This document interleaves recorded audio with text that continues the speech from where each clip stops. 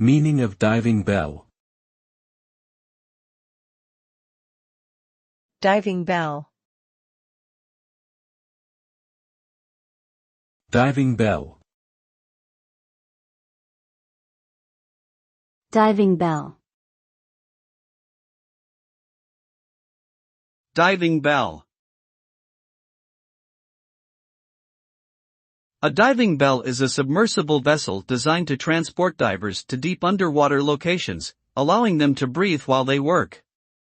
This device was invented in the 16th century and was widely used for underwater construction and salvage operations until the development of more advanced diving equipment in the 20th century. The diving bell consists of a hollow chamber that is lowered into the water, trapping air inside to provide oxygen for the occupants. Divers enter and exit through a small hatch, and the bell is raised and lowered using a cable or winch system.